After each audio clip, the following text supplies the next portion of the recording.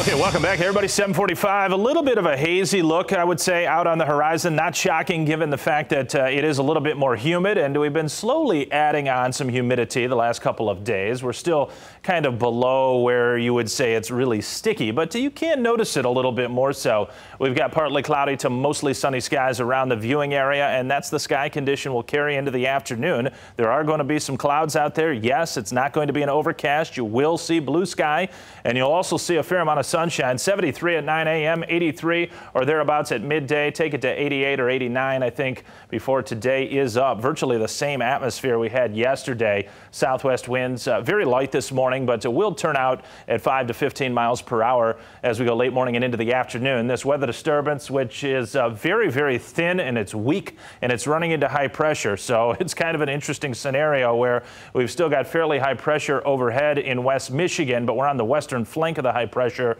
So it's just a matter of can this system kind of break that high pressure down enough to produce a couple showers, and it has over the past couple of hours there in Oceana County. If you look closely, even some lightning strikes in the central and more specifically northern portion of Oceana County in the past hour, hour and a half. So if you live in that vicinity nearby O'Hart and Pentwater, probably did get a downpour with some lightning strikes or a couple or a strike, maybe just a strike or two. Nothing too significant. It's not severe. And if you look out over the open waters of Lake Michigan, some of those green echoes as they get closer to the lakeshore, they just fade away because it's encountering the dry air and the high pressure that we do have still overhead. So the net result is not much in the way of any precipitation today. Could there be a pop-up sprinkle or a shower for somebody? That is still conceivable, but not even enough to really officially put that in the forecast.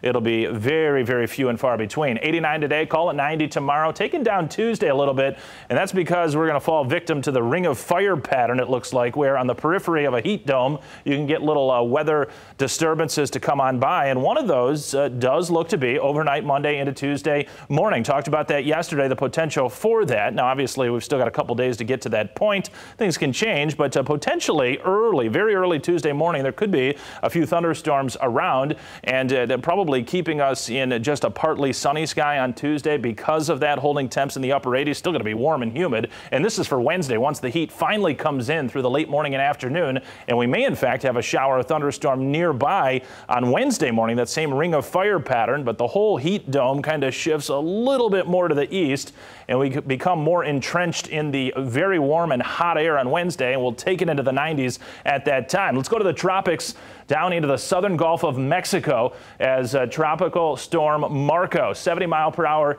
sustained system. You get to 74, that's the hurricane threshold. So we're just about there, and perhaps it does become a hurricane before it makes landfall in Louisiana. It is experiencing some shear out of the southwest, so the winds at the upper levels are kind of inhibiting the system from developing vertically. Otherwise, it would probably be strengthening much quicker, and we still got to watch it because if it encounters several hours today where the shear backs down, it could strengthen more so than shown here, just up to 75 miles per hour, but comes into Louisiana. If you were following that closely, folks, that track was into Texas just yesterday, so that has shifted dramatically. This tropical storm Laura looking pretty decent on the satellite imagery, very symmetric. There's not much wind shear involved here, but it is encountering some land, and perhaps will as it moves off to the north and the west. Is just grazing across the southern extent of Cuba, which will keep this system in check. But with that good outflow, once the system emerges into the Gulf of Mexico, there's some real potential for this thing to crank up in intensity. And the latest forecast is showing just that, 100 mile per hour